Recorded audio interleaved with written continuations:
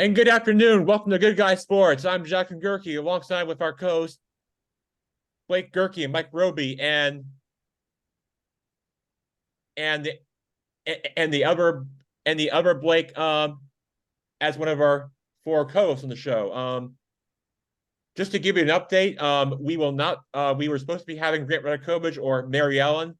Instead, we ended up with our four usual suspects for this week's show. So I just wanted to give you an update on that. So with that, let's get the show started and start us off with some with a college football preview.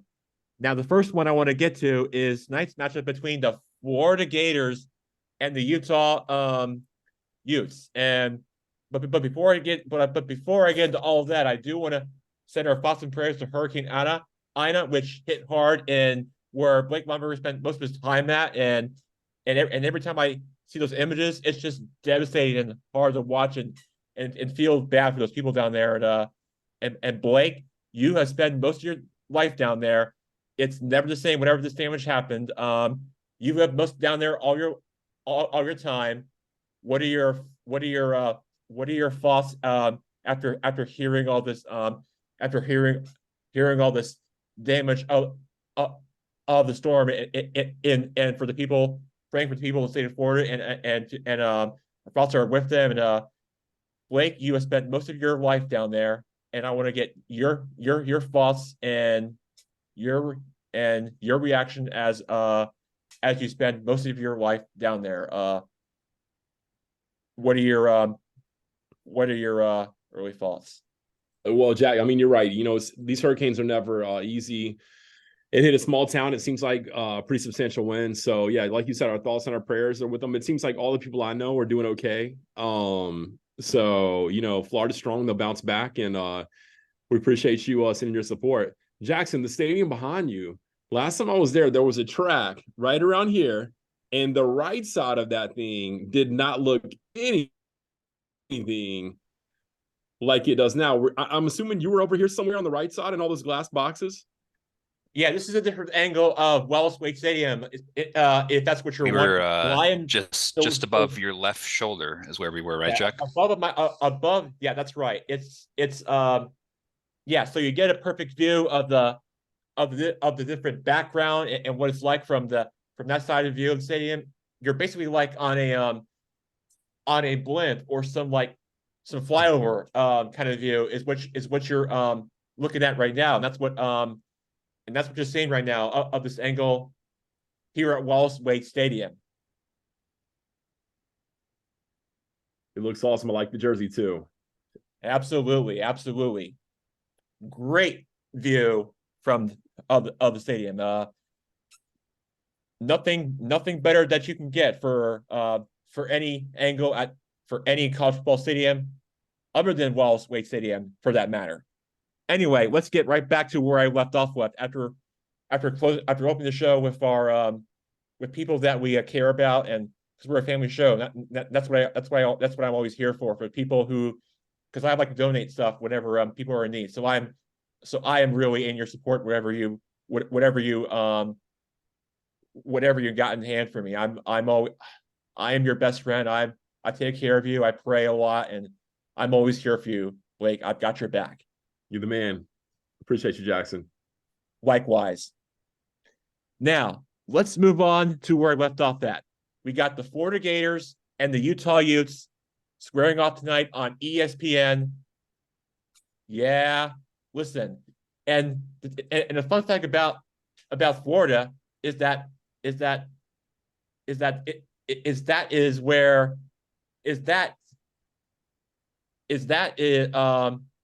where Pete Alonso played his college baseball at.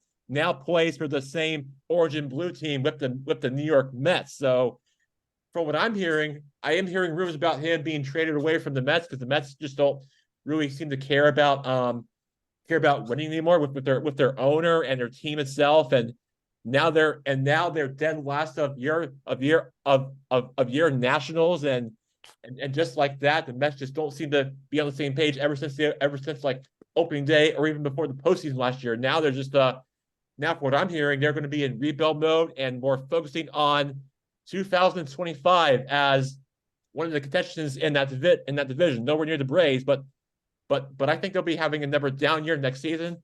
But I think 2025 they should get a little better record wise than they are right now. So what do you think about tonight's game? Florida, Utah.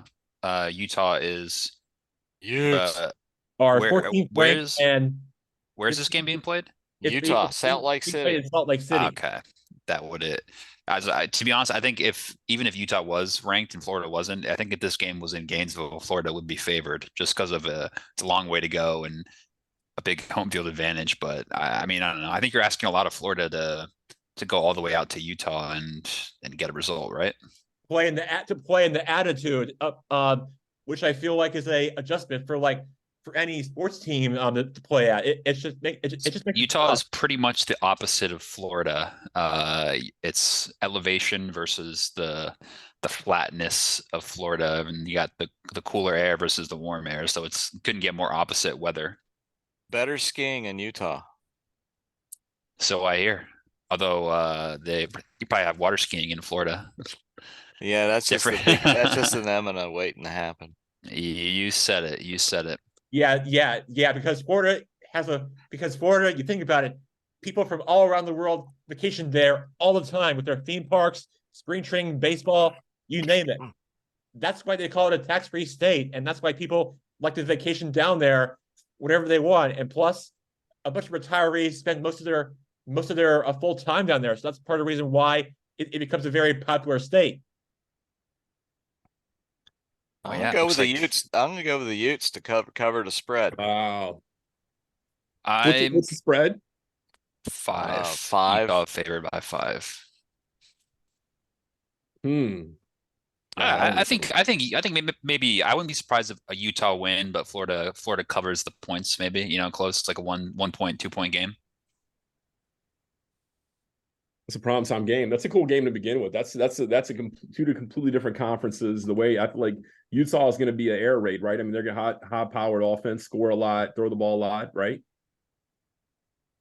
Mm-hmm. Yeah. I think so. Yeah. Versus the SEC smash mouth defense, possibly. It'll be interesting to see how that plays out. I don't think Florida are particularly highly rated in terms of expectations this year. Mm-hmm. They're not ranked in preseason. I think they're kind of rebuilding. They've got a new coach as well, Napier, I believe. So yeah, I think it seems like the past couple of years, especially, they've just been kind of going through quarterbacks and going through coaches until they find something that sticks. But yeah, I don't know. It seems like in the SEC these days, if you don't get a top quarterback recruit, you're kind of in that no man's land, like if you don't. Although I guess Georgia are kind of the exception to that because they rely more on defense. But it seems like for these like middling schools, like not to be, not to call Florida like a mid-tier SEC school or whatever, but like a Florida or like a Ole Miss or like a Tennessee, if they want to kind of catch Alabama and Georgia, it seems like they have to just get lucky with like a crazy good recruit, like some 5-star quarterback who's from like Orlando or something and like wants to play for Florida. Like apart from that, it seems like it's an uphill battle to keep up with Georgia and Alabama. Well, Utes got a pretty good ground game too, averaging of 5.5 a carry last year. Wow. Yeah, I think Utah, did they make a playoff a couple years ago? I feel like, or they've definitely been in and around the college football playoffs. Yeah, they're a ranked school.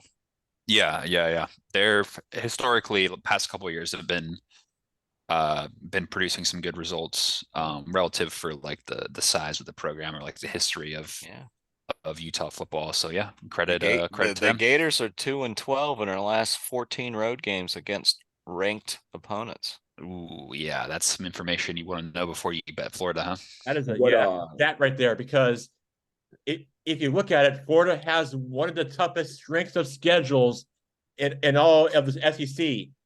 Welcome to the SEC, my friend. They're all that includes our Gamecocks of South Carolina, and they're going to be having a long.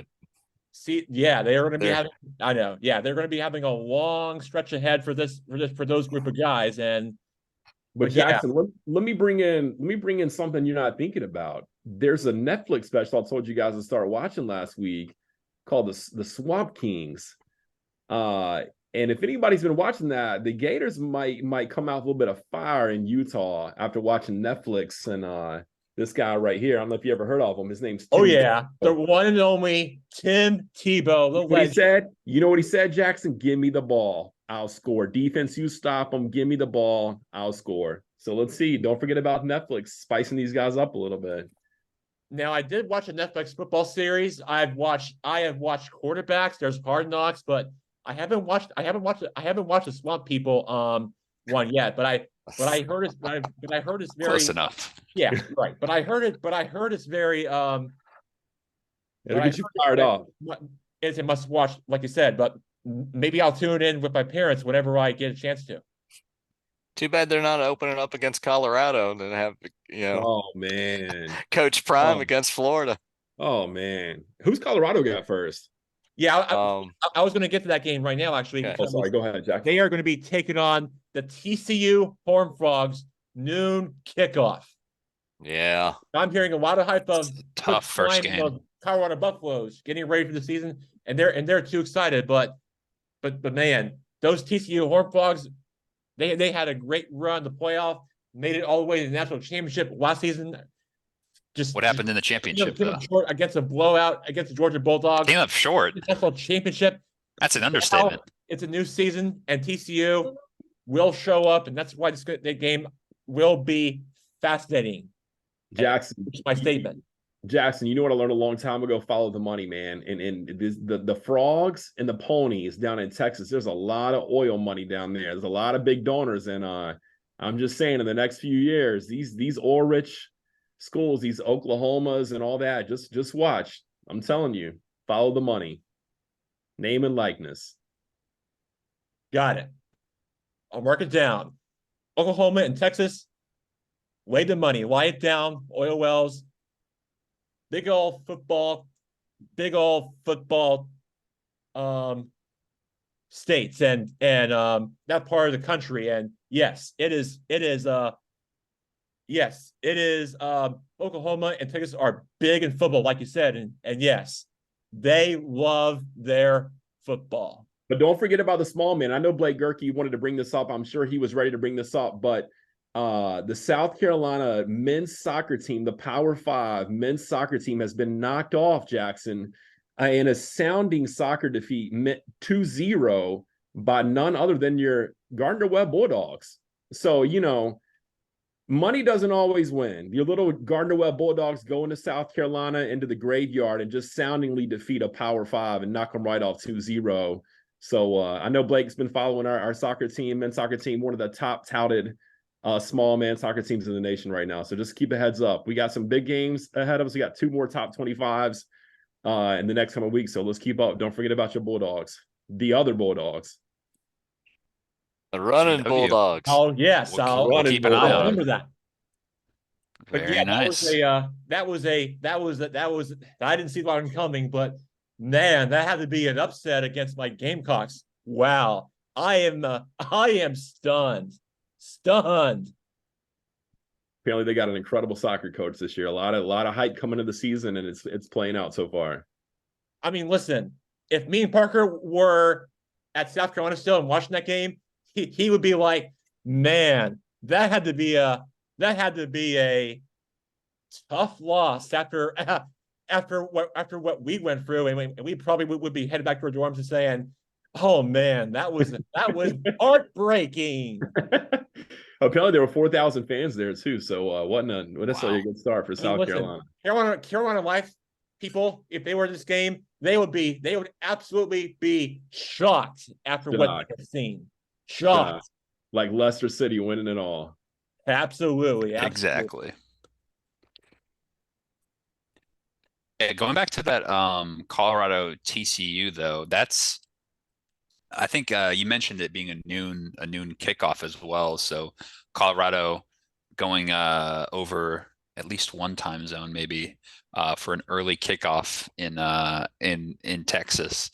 I would hammer TCU in that game. I think it's gonna be a blowout. Personally, I think TCU is gonna walk all over them. I would expect TCU to blow them out. To be honest, Oh, I would agree. Colorado has got a lot of turnover.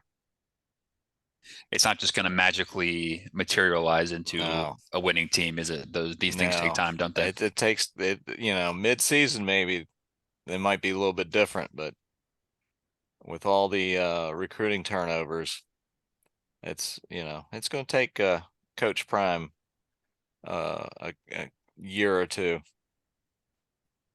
All that being said, he will look great on the He will sidelines, look though. great. So, that accounts for something, I suppose.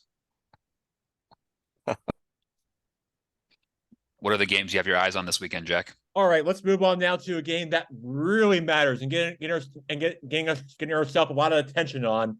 That would be the Duke's Mayo kickoff game between the Battle of Carolina, between the Tar Heels and the Gamecocks. I think this is our third straight week previewing the Duke's Mayo Classic. Backyard as we speak. College game day in town. A lot of excitement and buzz there. Going to be a lot of hype between the two games. You got Spencer Strider and then Drake May as a returning starter for his Braves pitcher, season, going to be eligible for the upcoming NFL draft. He plays football. Game I have circled on and going to be watching it. College game day in town, in the Queen City. So much excitement. Your thoughts on this matchup? I think it's going to come down to who has the worst defense. Do we think that's North Carolina? Well, I'm just saying, who's ever, I think it's going to be a high scoring game. And for me, whoever has the ball last wins the game. That you can see it come down to the end. You think? Huh? Mm-hmm. Yeah, I could see that. Yeah. Yeah. I mean, so one strength North. I've got whoever has the ball last wins the game. Yeah. I mean, North Carolina's got some strength in tight end, as well as receivers.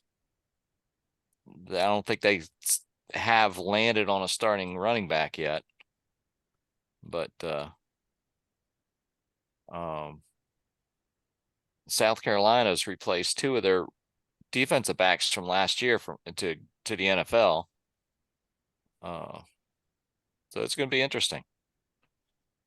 I think the odds makers are putting the slight edge to North Carolina. So do we all have to have sandwiches with mayonnaise on Saturday in honor of this game, or?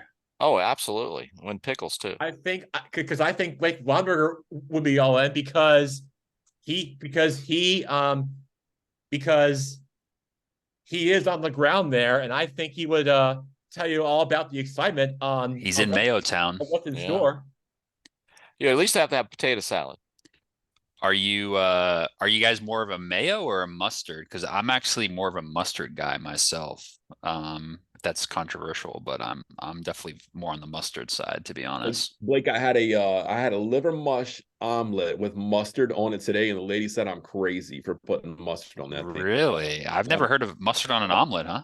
A liver mush. Now, Mike doesn't know what liver mush is, but he does know what scrapple is. Everything but the oink. Everything. What is liver mush? I don't know what that is. Do y'all have liver mush up there, Mike, or just scrapple? Just scrapple. Scrapple, okay. Like Mike said, he explained it really well. Everything but the oink. That's about as good as you can explain it. Fair enough. Yeah, that's too bad there's no Heinz mustard classic this weekend as well. Oh, can you imagine getting doused in just some good old yellow mustard and the smell that would come along with that?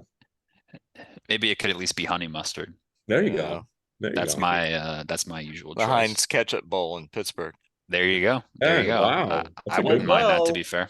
Although I did hear that they actually took down the Heinz ketchup bottle in the stadium, so it's no longer there. Being that's terrible. Being renamed to a different to a different company of the Steelers Stadium. So it's no longer called Oh, Heinz Field. No way. yeah. What's it gonna be? It's a disgrace. I think it's like some bank or something, right? Or insurance company. Yeah. It's not. It's definitely not as interesting as Heinz. Yeah. That's for sure. That would If I be could- like taking a Coca-Cola bottle out of Oracle Park in San Francisco. Exactly. It'd be You can't do that. a shame. Same thing, but in different sports.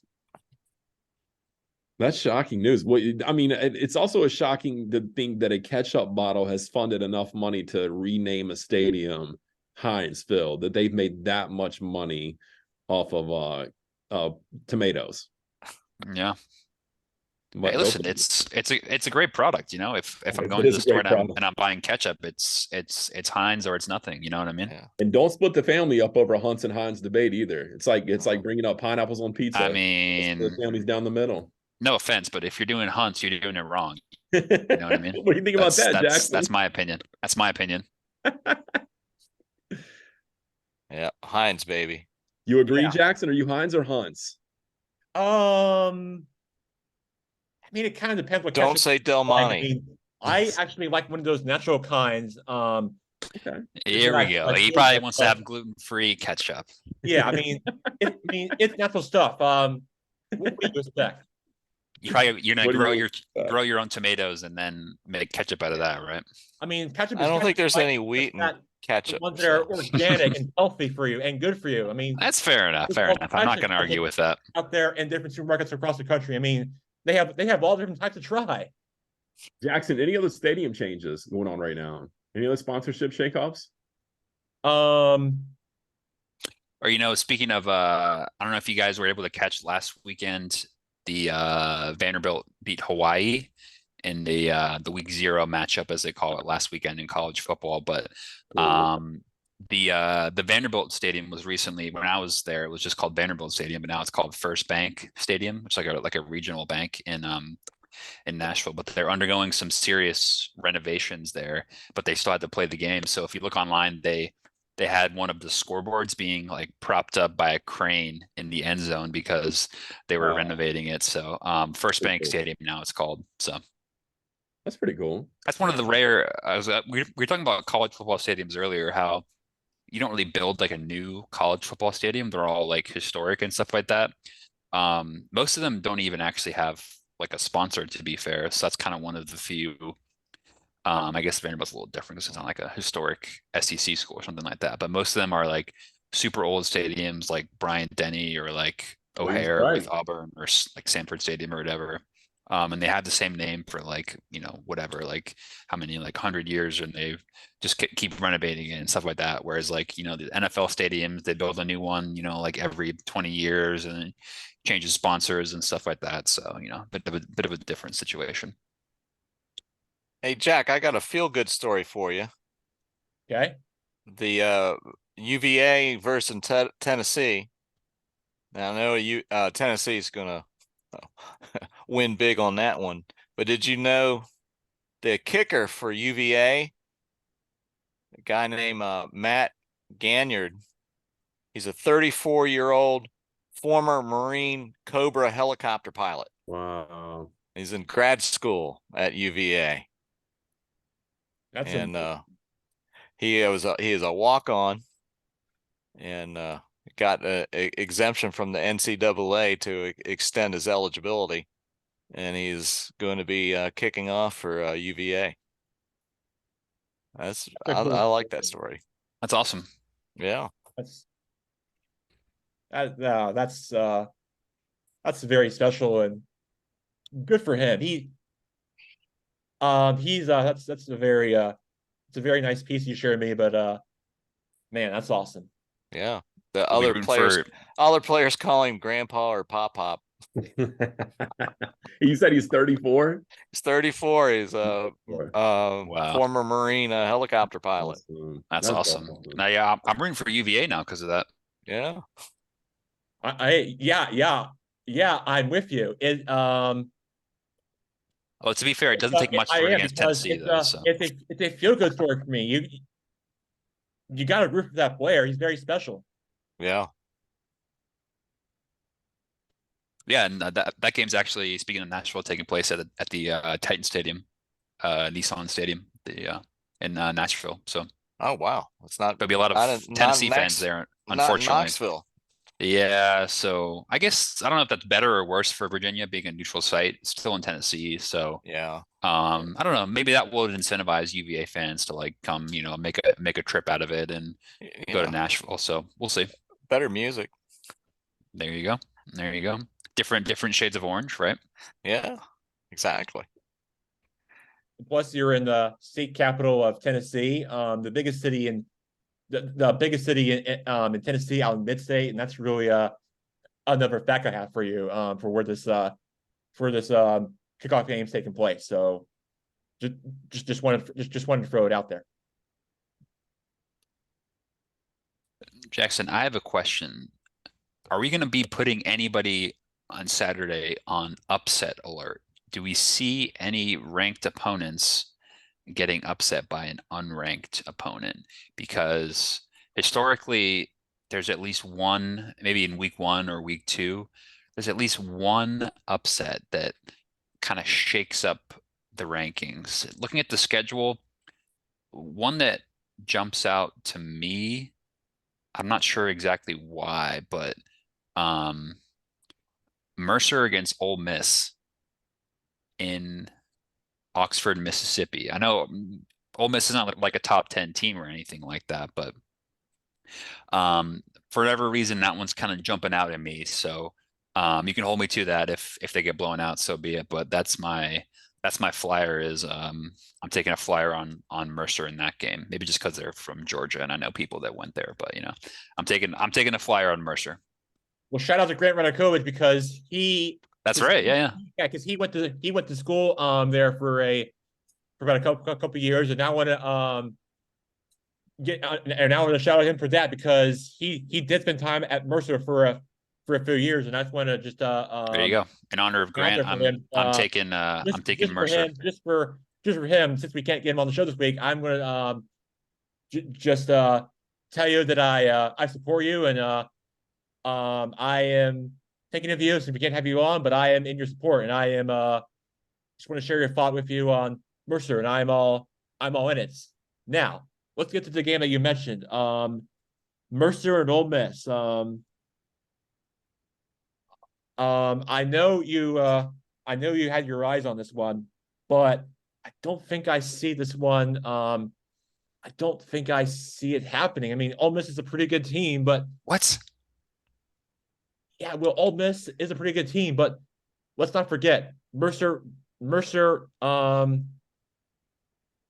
We're not going to write him or count him out, like you said, but it's going to be close. But I think Mercer will keep it close. But I don't think Mercer will. I don't think it's going to be enough for Mercer to um to win as the underdog here. So let me bring in Blake Lumberger in here. You have any thoughts on the Mercer Ole Miss game? Oh, I mean, Jackson, I mean, I think we're wasting our time right here. I'm over here looking up oldest players that ever play college football since we're talking about these upsets. I'm looking at Joe Thomas Sr. at 56 years old playing running back for South Carolina State because he wanted to play college football with his son at the same time. So they were on the same team, both running backs, father and son. So I think Mercer's going to lose, and just a cool oldest player. I wonder if he would have been the great grandpa on the team if he was 55 playing running back. So yeah, Mercer goes down. All right, we got two picks from Ole Miss. Blake Gerke with the upset alert of Hey, Mercer. you know what? When Mercer pulls off the ups, you guys are going to be eating crow. I'll be happy to serve you a plate of humble pie. That's all I'm going to say. I don't know if this is an upset alert because Gardner Webb and Appalachian State apparently is not as close as I thought it might be because one of the students that plays football for them said they have a 1.6% chance from ESPN to win the game. So maybe it's not going to be as close as I thought it was going to be up in the Blue Ridge Mountains this weekend. Anybody, Jack? Do you have any upset?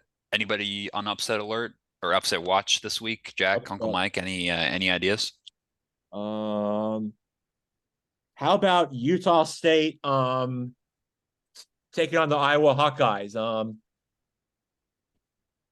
mean, I feel like that one might be intriguing to me. Yeah, Although I don't really count that though, because Iowa's favored by quite a bit in that game. Oh, what? Oh, so you think Utah State might win that one? that would be a perfect that would be a perfect example of one of them. Well, I will say Iowa's favored by 23.5. So if you feel strongly about that, I would recommend I'd recommend putting a few units on that, given the line. Put your money where your mouth is, you know. Or how about Buffalo taking on the Wisconsin Badgers? Do, I don't see that. I don't see Buffalo winning in Madison, do you? uh, I mean, Come on. I'm trying to have a serious it'd be nice conversation here. What are you talking about? if the Buffaloes win in Badger Stadium, it would be one of the greatest games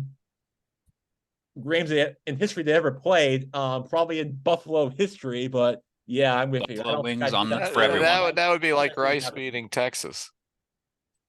I don't Yeah. see it happening. That's true. Let's see. Um,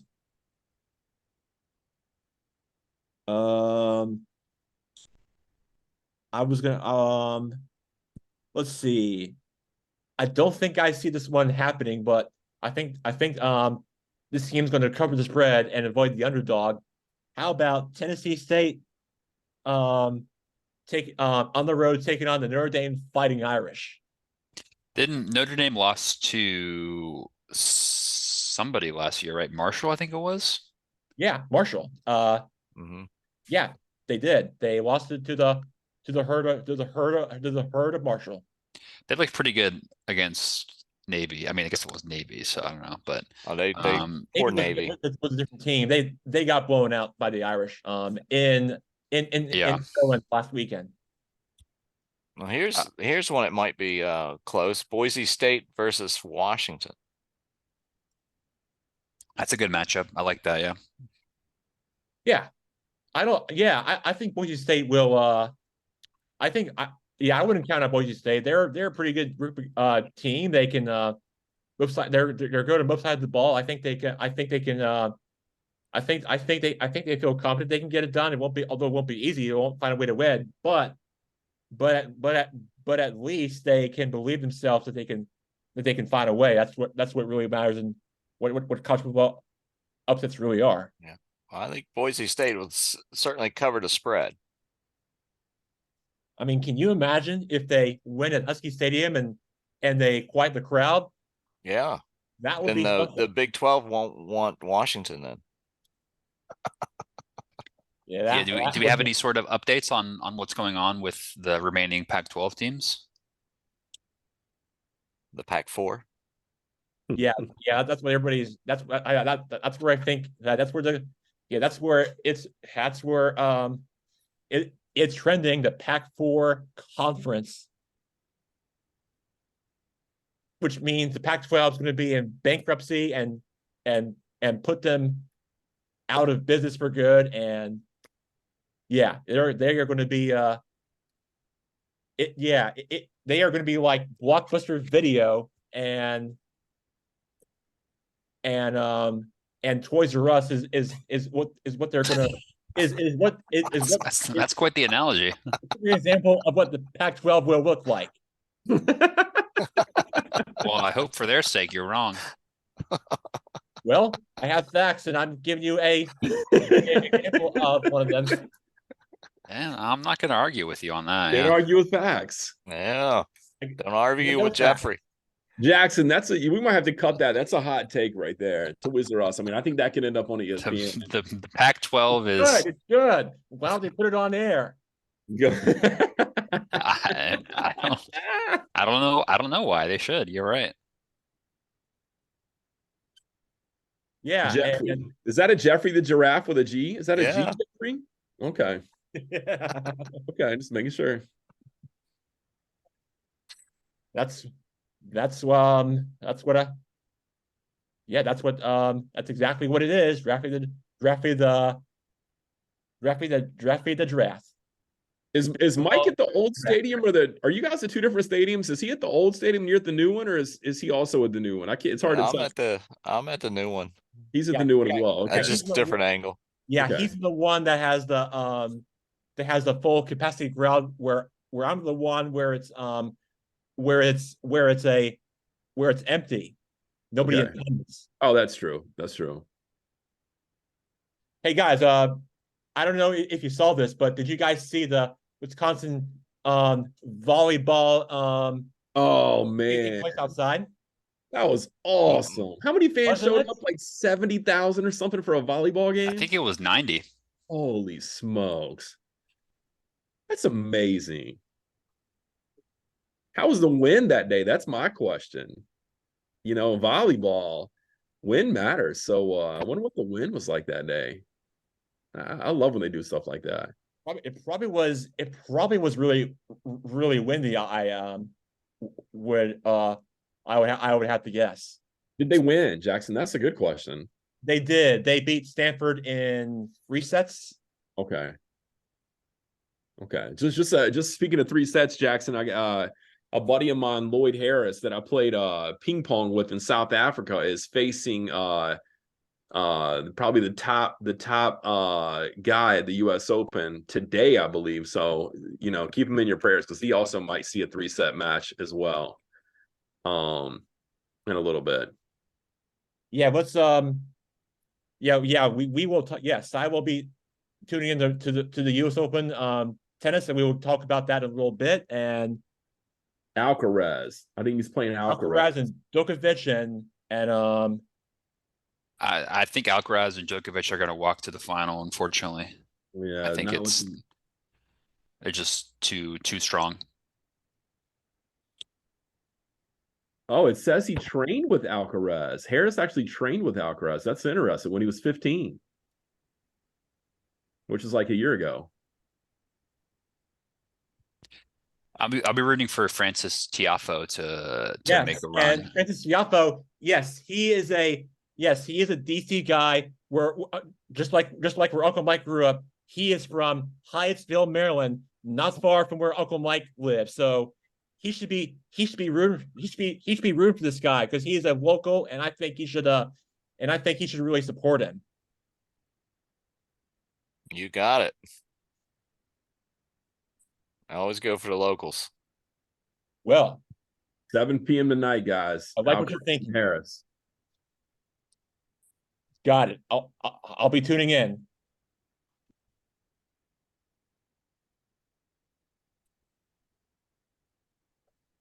All right.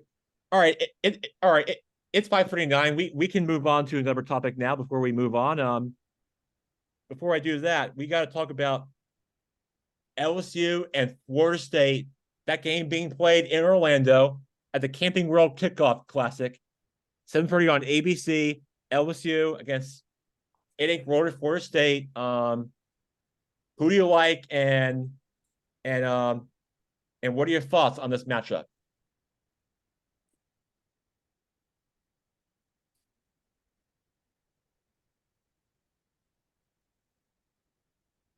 I think me personally, I like LSU in this one. I think they're building under their new head coach, Brian Kelly. And I think that given the strength of the SEC and the way that they recruit, I feel like LSU is going to really get off to a big start this year. So maybe there's more Florida State fans because of the game being in state, obviously. But I think it's a great matchup. Probably the best game of the week, you would say. Although we all have a lot of love for the Dukes Mayo Classic in this Zoom, of course. But yeah, no, look, I think Florida State will keep it close. They'll play hard. I think LSU's talent will eventually give way. And yeah, I mean, look for LSU to really make a statement this year with new head coach Brian Kelly. He's been eating the Cajun food, getting the boys ready. So So he's hot. yeah. Look, yeah, I think roll Tigers in my Yeah. opinion there. I'll tell you, I got LSU for one reason. Their 5 starting linemen are all coming back from last year. The boys in the trenches. I think that's going to be a big difference. I completely. I think with a coach like Kelly and the talent that you add in with that area in Florida, they're gonna win. But I'm thinking about this. Didn't Florida State want to pay some ungodly amount of money to get out of the ACC and enter the SEC? Something like, God, I see like 70 million or 200 million or something. They're going to tap into some. Was that right? How much were they going to have to pay to get out of their ACC contractual obligations? Yeah, Florida State is one of the schools, I would imagine, along with Clemson, making a lot of noise about their unhappiness with the current ACC deal. They feel like they are deserving of a bigger slice of the pie, if you will, given the value they feel they bring to the conference and the money they're receiving. I don't know if David feels the same about that, but as welcome, David Gerke back on the show. Great to have you. Great to have you on. Great. Appreciate you joining us. What are your thoughts? Great to be here. Yeah. What we said on Yeah. It's our picks. Thanks for having me, Jackson, and the team here. It's great to pop in. I love to, insert a little business news into the sports world. Blake, you're exactly right. There's the haves and have-nots, as we all know, in college football. SEC are the haves. ACC, they just don't have a good TV deal. And I think Florida State and Clemson know they're losing $40 to $50 million a year. And that's a big chunk of change to their athletic department that they're not seeing, that their rivals like South Carolina and Florida are seeing. And then you take in Stanford potentially, you take in Cal, and guess what? Your money goes down because now you're sharing it with more schools. So the ACC, great conference. I love the conference history. They've got some issues. It's really become a Big Ten and an SEC world, and everybody else is just, trying to figure out how they can survive from a budgetary standpoint in athletics. You're saying the ACC is going to go the way the Big East did. Yeah, I mean, I think it's going to dissolve. It's good. I still think it's going to survive, Mike. I still see this like four conference world, I guess, with 18 teams in it. It's kind of weird, and it's all driven by TV contracts, mainly. And it's kind of sad. Basketball might help with the ACC? They've always been a stronger basketball conference. It could, but so much money comes in through football. Yeah. That's the problem. Yeah, basketball's there, and they make some money on basketball for sure. Football brings in the money. Football brings it in. Yeah. I remember I was on the athletic advisory committee at South Carolina, and they said that even at a school like South Carolina, as big as their baseball team is, football, of course, like David said, was huge. Basketball made a small amount of money, but even in a school like that, I believe they said baseball might not have even broke even at a school that big. So yeah. I mean, so all that to say, it'd be interesting to see if Florida State uses this game as a, hey, we belong. It's like a tryout. It's an interview to get in the SEC coming up. So it'll be interesting to see if they view it like that. This is our interview. There's a little bit of a market, the SEC kind of looks at it like, I already got Florida covered. Like, from a TV value, I've got the state of Florida. What they loved about Texas is, a lot of people live in Texas. A lot of people with TVs live in Texas and smartphones. And Oklahoma has a huge fan base. So they expanded. The great thing that I think the Big Ten looked at when they grabbed USC Rutgers. and well, Rutgers a little bit, but UCLA. UCLA, thank you, was the LA market, the TV market. And now they literally have coast to coast. You can watch games starting at a noon kickoff on the East Coast and go all the way to a 8 or 9 o'clock kickoff on the West Coast in the same conference. And that was a nice coup for them. It's not the same with bagging, Stanford, Cal. You just don't have those fan bases. You're in Northern California, which is nice, great market, but LA, better market, bigger programs, big teams, history. It was a great move for the Big Ten. What's Oregon's plan in all this? Oregon has moved over to the Big 12. Are they Big 12? Well, I think I heard that Oregon and Washington were initially reluctant to leave the Pac-12, but it looks like they've finally kind of seen the writing on the wall. Yeah, the big winner in this is really, you could argue, is the Big 12.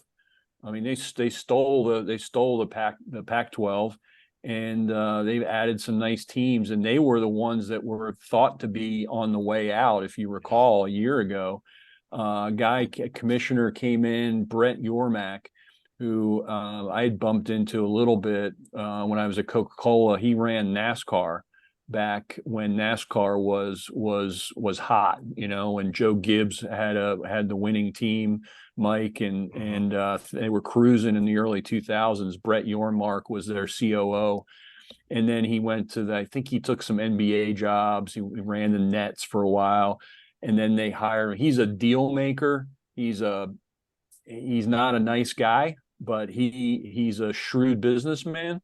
And he took the Big 12 to another level quickly, and the Pac-12 was Pac-10 was left holding the bag. Yeah. Well, with the Pac-12 losing Texas and Oklahoma, they rebounded by stripping the rest of the Pac-12. Mm-hmm. Mm-hmm. Yeah, I believe they added a couple other schools too, like Mhm. I think UCF and like Cincinnati and like some random schools like Yeah. that. So Mm-hmm. you kind of have to grab whatever you can, right? Yeah, that's true. Well, the But I topics like we what got. you guys were saying. Brian Kelly, I'm with you on LSU. Brian Kelly he's a coach's coach. Like I'm not necessarily a huge fan of his, but boy, wherever he goes, he wins. And he just can coach.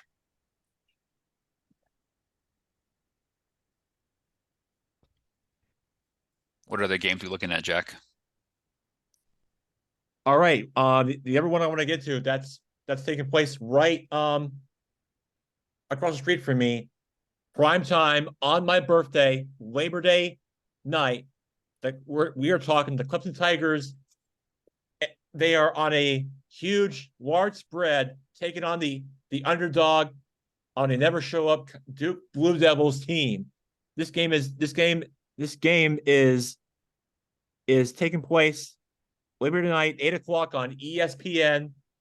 This is going to be all for the marbles, and going to be one of those games to probably tune into, and I'll probably watch it. I'll probably do something else. Who knows? But all I'm saying is, I think Duke will keep things close. But at the end of the day, I might give Grant Radakovich the edge and the Clemson Tigers to win this one, unfortunately. But as much as I love Duke Blue Devils, the doctors take care of me and really love me, and they have great healthcare that treat me, and I will always be a Duke supporter.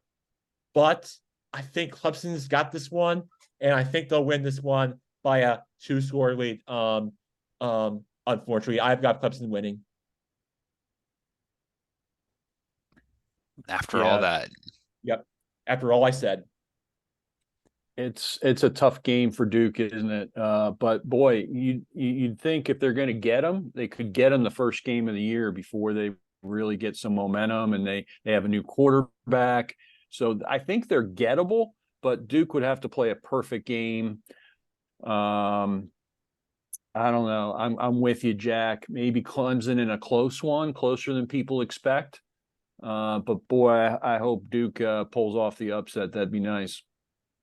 Yeah, that would be something to watch. And that would be very special right there. That would, Yeah, yeah. look, I mean, I've been making the case for a couple weeks now on why I'm backing Duke in this game. So I don't want to sound like a broken record or anything here, but I do think the fact a primetime Labor Day game at home the first week of the season, I do think Duke can really jump the Tigers here, for lack of a better phrase. This is not Trevor Lawrence's Clemson. This is not Deshaun Watson's Clemson. This is the team that's kind of been on the decline, dare I say it. Not to question Dabo Swinney's credentials, but you I are. mean, let's be honest. The guy's a budget Nick Saban. I'm gonna call it like it is. So from what I've seen, the Clemson, I'm seeing a more of a decline than an upcline. I'll go out on a limb with Blake. I have Duke in the upset. I think this is a statement game. I think this becomes a marker for saying this is not the Clemson that we've known from the past couple of years. I think Duke sit down a marker here, and I think they make a statement in this ACC battle. Personally, Duke's got a solid offensive line, and I think that's going to be the key. If Duke if their offensive line blocks and gives their quarterback time to throw the ball, it's going to be good. And if they don't have any holding penalties, If they that's can gonna be run the the key. ball on Clemson, you're right. If they can run the ball down their throat, that's a whole nother enchilada, isn't They it? can stay on the field. The Mhm. Duke offense can stay on the field and control the ball.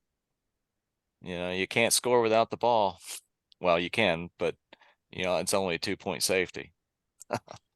if but gosh, I mean, if like back to David's point, if Florida State and Duke, or Florida State and Clemson are saying, screaming, we deserve more. So I mean, man, they take a loss like this early on, that's a dagger in their argument. So it'd be a tough loss for all.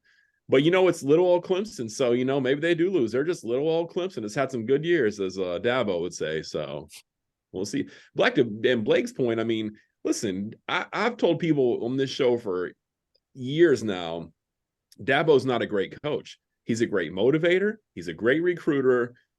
As far as the X's and the O's go, I'm not sure he's got it, which is when he lost his highest paid defensive coordinator and offensive coordinator, they went downhill. So I think he's a great motivator, great recruiter. But is he a great coach? I don't know. I've always questioned that.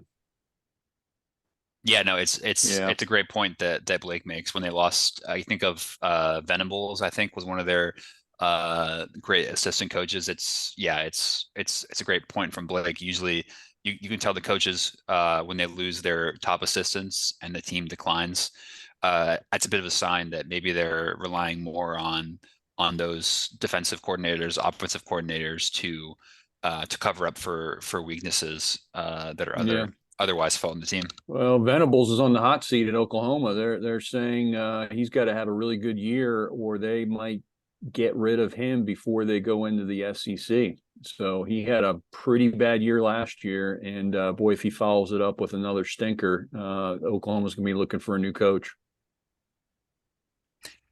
Yeah, and I know we mentioned Texas and Oklahoma earlier, moving to the SEC next year, and I think it's a good point. I think Texas and Oklahoma have to get their ducks in a row this year because, the days of putting up points on the likes of Texas Tech and Baylor, putting up 50 on them is not exactly a reality in the SEC. So next year might be a bit of a wake-up call for Texas and Oklahoma. I think the defenses they'll face in the SEC next year are going to be a big improvement on the Big 12. So I think they better get prepared for that come next year. It's a little tougher to go into Auburn than Kansas or Kansas State, isn't it? You said it. Jackson, what else we got? All right, so great question, Dad. Before we get before we rather before we get to all of that, I Better do known want to as. bring in Blake Lumberger before we move on to our next sport. Rather than to our next topic, I want to get Blake Lumberger's thoughts on the score prediction at the Duke Mayo's Classic between the Battle of the Carolinas between the Tar Heels and the Gamecocks. Game day in town. The city is buzzing. The Queen City is so hyped. There's so much pregame so much excitement there, and you're who I want your pick and who's winning the game. Jackson, I'm looking right at Spencer Rattler, and I'm saying this is they knocked us. We didn't get a top 25 rating after we had some pretty big wins last year. This is the SEC versus the little OACC. Another battle of the conferences. I love where this game is. I think it's sold out already. The Mayo thing is funny, but Jackson, I think the Gamecocks, I don't think they're getting respected like they deserve it. This has always been a close game in the past couple of years between these two teams. The Battle of the Carolinas. This is the battle of the name, Jack. Who is Carolina? And I think the Gamecocks win. I don't think it's going to be a sound defeat, but I think they're going to win by field goal. 27-24. Yeah, I think South Carolina will win, but I think they'll win on their defense, and I think that's going to be key for me for one of the final positions of that game. I think that's how I see it.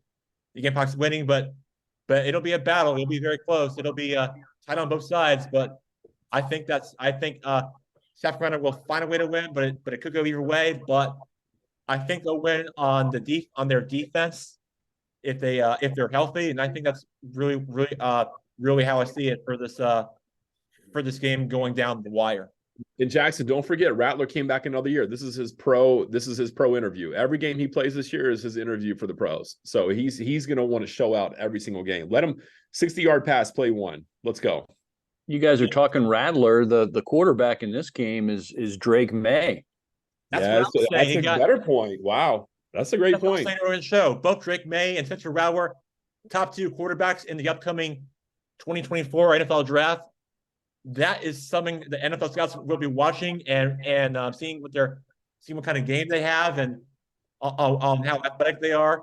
There's going to be a lot of fascinating things for the season for what those players have in store come next level.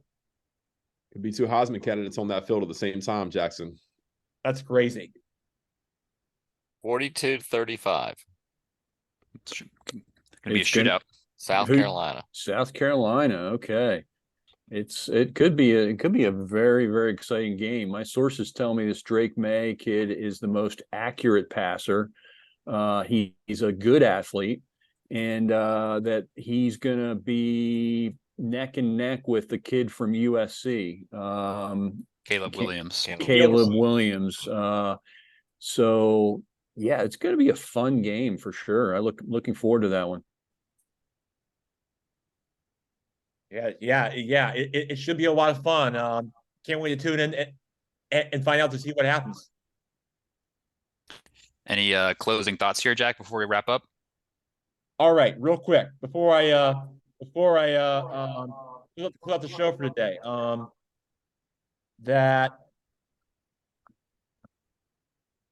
couple things I want to get to before I Well, I think we're out of time, so maybe just. I know, but I'll make it quick.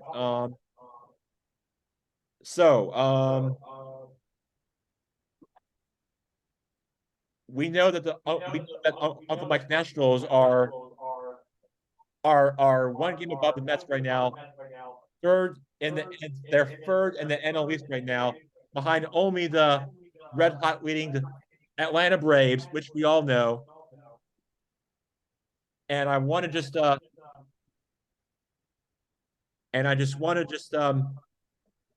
you that Uncle Mike's Nationals were having an up and down kind of year, and so the one thing I do want to add is that is that the Nationals against the Braves. And I know that that Uncle Mike goes to the, almost every single Nationals home game this season. Not everyone, not every game, but some. That their next meeting will be on through the 21st and the 24th of September. On that Sunday, the 24th, that is an afternoon first pitch. That will be a special event, Football Heritage Day. So mark your calendar for September 24th. I think we'll try to get up there and see if Uncle Mike can hook us up with some tickets for this game between the Nationals and the Braves, and we can pack lunch together and have a great time and be surrounded by Braves fans, and if they win, that would be a great road win for us. We head back here to Durham and celebrate, or wherever it might be. But if the Nationals win, I'm gonna go, oh, that's a tough loss. That's what I want to close out with. And yeah, that's what I want to close out with, and that's what I want to share and close it out with right now. Braves at Nationals Park, September 24th. September 24th, 1:35 first pitch. Mark it down. You got it. You got it, Jack. All right, guys. Also, before I go, I will be heading to Seattle for my show next week for my birthday. So I just wanted to also close it out with. So I looked at the Mariners schedule, and I wanted to go to a Mariners game, but they don't but I looked at the schedule, but they don't have a home game by the time that we're in town. But at least we can like walk by the area and see what it's like, even though we won't be getting to a home game. But Julius Rodriguez is by far their best fun player to watch. Nobody's really paying attention to him, although nobody's even writing him off. But I feel like you guys are counting them out, which I feel like you shouldn't. But the Mariners are red hot, other than Acuna Jr. and the Braves, but Julius Rodriguez and the Mariners are also red hot too. So, but I want to go to the T-Mobile Park and go to a game, but unfortunately, there's not a home game being played there. So, I wanted to go there and send pictures to Uncle Mike if I go to a game, but there's not gonna be a home game there this time. But next time, but I would. But man, no, I would have loved to go to a game at T-Mobile Park. That would have been a great birthday gift for me. Well, Jack, I hear the rumor is you're going to an MLS game in Seattle, a derby. It's going to be fascinating at the big stadium out in Seattle that they share with the Seahawks. Entertainment in Seattle for your birthday that you will definitely want to share on the next show. Share that experience. So we're looking forward to that. And thanks for having me on the show today, big guy. Appreciate it. Appreciate you let me pop in for a few minutes. Great show today. Take us on out, Jack. All right, guys. Great having you. David, great to have you on my show. Blake Lumberger, great to have you on for another week. Yeah, and you always remember the Tim Tebow huddle of the rest of your lives. Oh yeah, that's right. Tim Tebow, the greatest college football player of all time. That's right. Blake, great to have you. Mike, Blake, David, great to have you on. We'll talk to you next week, and have a great rest of your day. Thanks, Jack. Thanks, fellas. You guys. See you. Bye. Have a good night. You too. Bye-bye.